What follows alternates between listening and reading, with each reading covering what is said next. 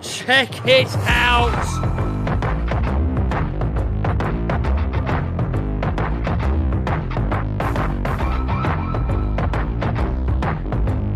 So a lot of people underestimate the size of these beasts, but they're not overly heavy so that you can actually still carry them. So here it is compared to a Traxxas TRX4, and here it is compared to the Mini Max. Wow, it's actually called a Max. And here it is compared to a 1/8 scale buggy. Yep, pretty big. So compared to a HBI Savage, yep, it's ginormous, but then you compare it to the mighty Raminator, and yeah, compared to the Raminator, it is actually pretty small. But this, you can carry this, So as you can see, the X-Max is the perfect size for your everyday basher. And check out how easy it is to get the body off. That is it, off, boom. So we got 4 giant, great big shocks, double wishbone suspension, front and rear. Just check out the suspension travel. Steel drive shafts all round. We got the motor, ESC and receiver all along the centre, and then the batteries go either side. And to put the batteries in, super easy. Boom, in. And to take it out again. Now, if you look at the overall construction, most of it is made out of plastic, even the chassis, which is actually a good thing because when plastic bends, it bends back, whilst metal stays bent. And also, plastic is a lot lighter and cheaper to make. So metal, plastic, hammer. So as you can see, the plastic perfectly flat, the metal, yeah. So in the 4 years of owning X-Maxes, I've only broken 2 chassis.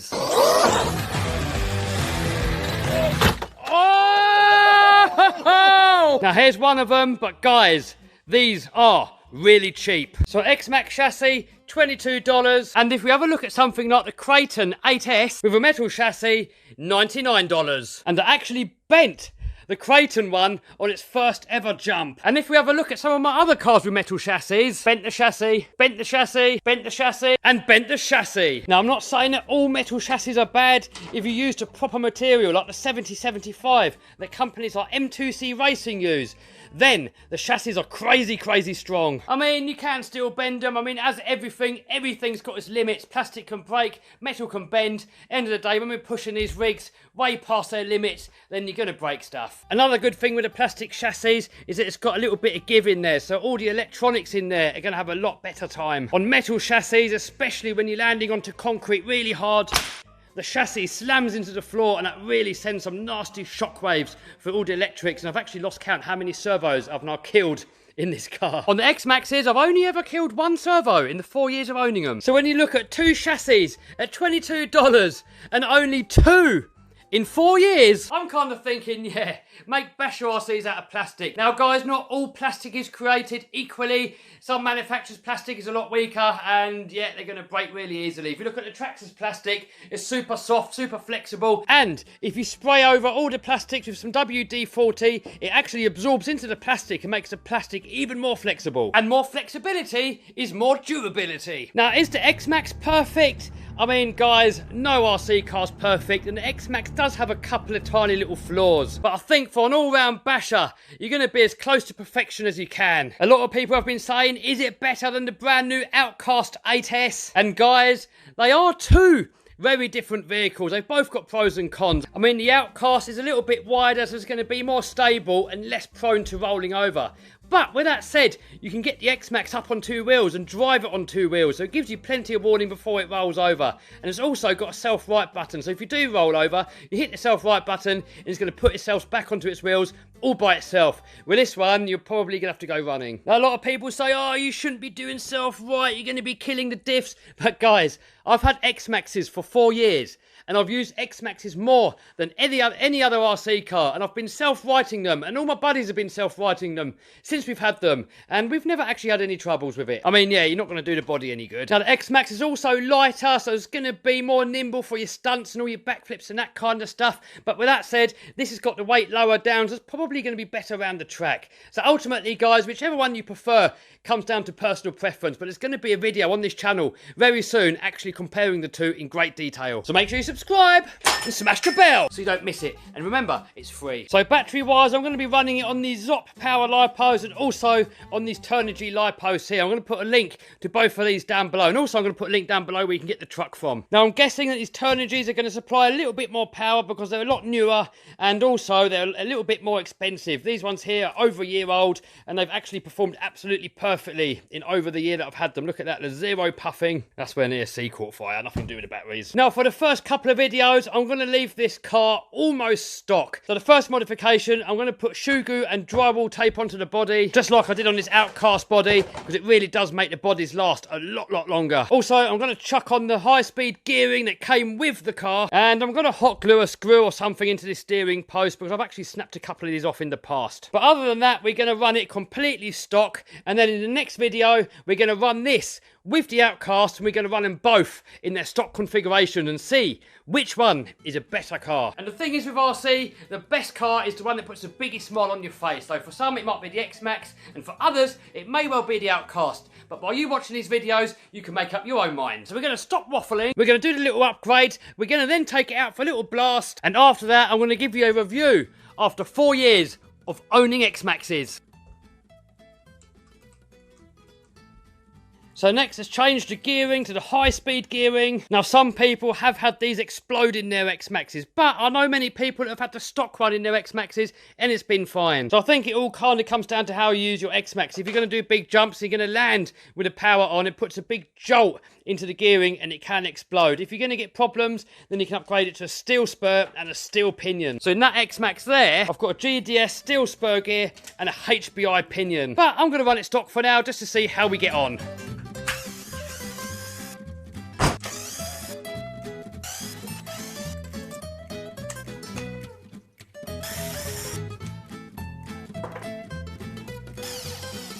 Now when using power tools, I always do the last little bit up by hand, because otherwise you run the risk of stripping out the plastic threads.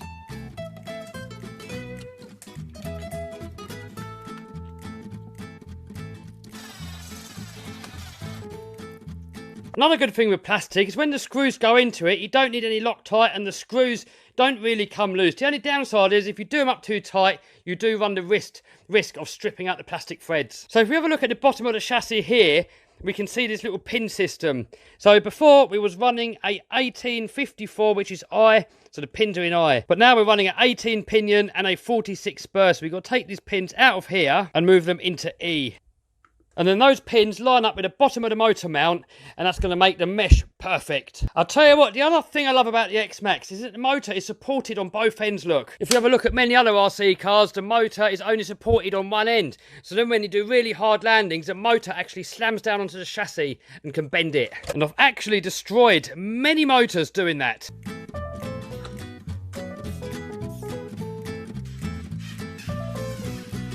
Next, I'm going to change the connectors to these XT90s, because that's what almost all of my batteries already have on them. Bye-bye Traxxas warranty.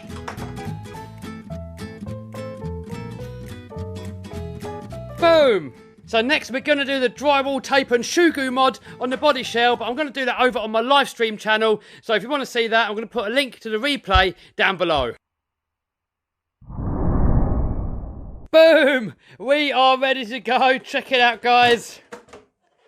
Got the shoe goo and the drywall tape on there. Now, the body's going to last a lot longer. Enough waffle, let's go play. Here we are at the first location. We're going to give it its first little run, quick little montage, and then we're going to do a speed run. We got Rid in the house with a Creighton over there.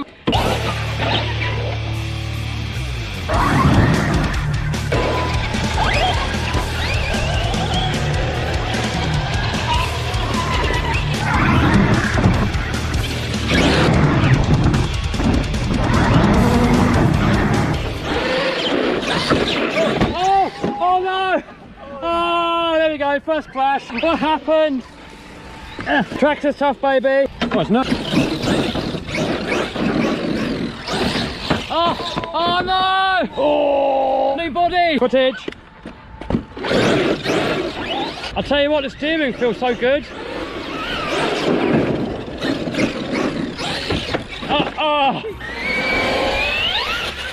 Footage.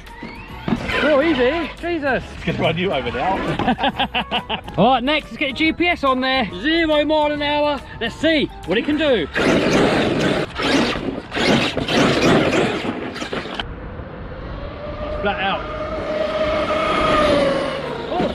What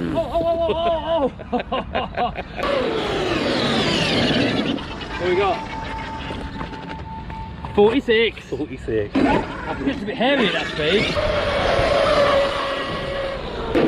Ah, still 46. Let's see what Jake's one does. Go on then, boy. Off you go. Oh, meow. I think Dad should do it. He's more on and off than I am. What we got? What we got? What we got? Ah, 46. 46. Exactly the same. Yeah.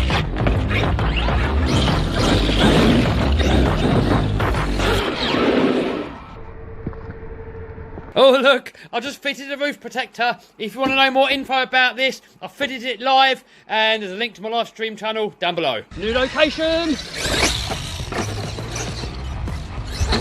Oh.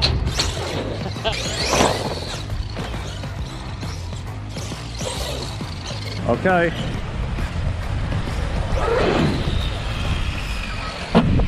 X-Max to the moon.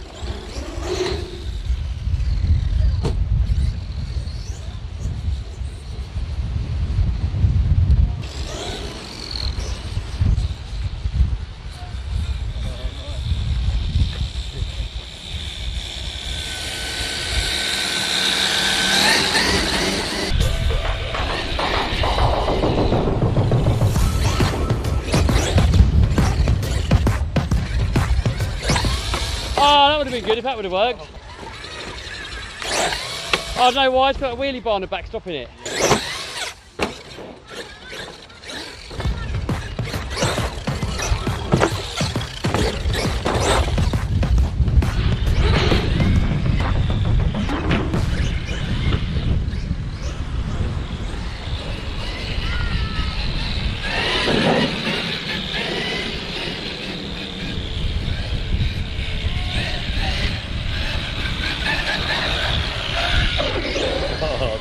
You like that? Oh, awesome, come on, hey, on wheels, yes.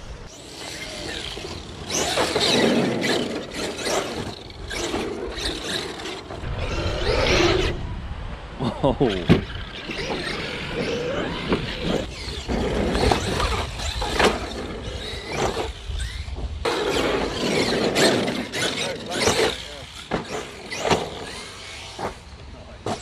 Oh, I tried to backflip off of that.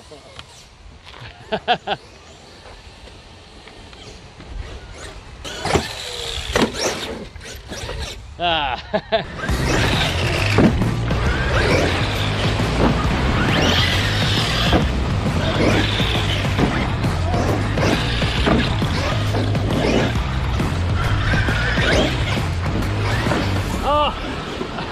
Oh, really?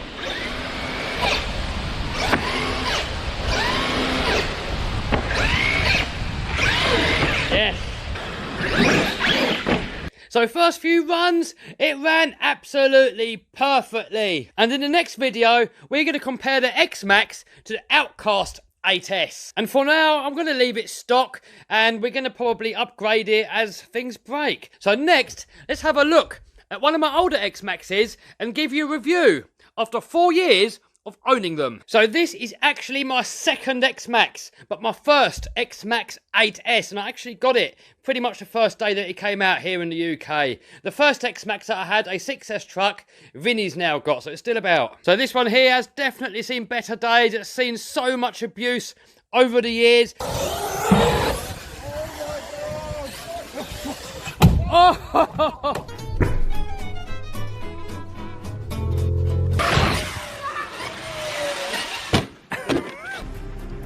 Oh, oh, oh, what happened?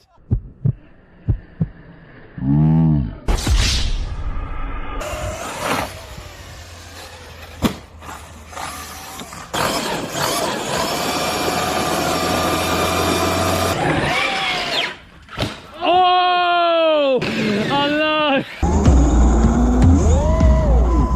How many flips you want? Many do you want? Oh!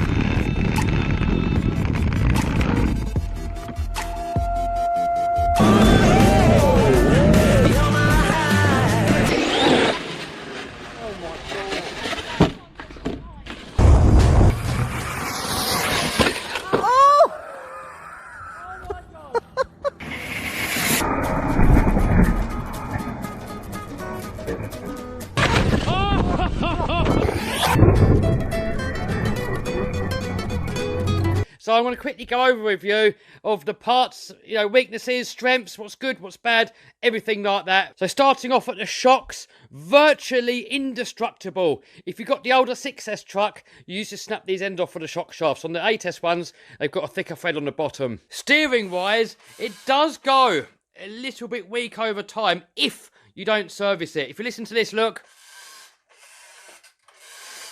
If you let it get wet and you don't clean it, you don't oil it, you don't take it apart and maintain it, the steering can get stiff. And if you've got any friction going on anywhere in the whole steering assembly, the same as any other RC car, the steering will get stiffer. So the bumpers, they take one hell of a hiding, but I've broken a couple, I don't know exactly how many. And that's the same about the whole entire truck.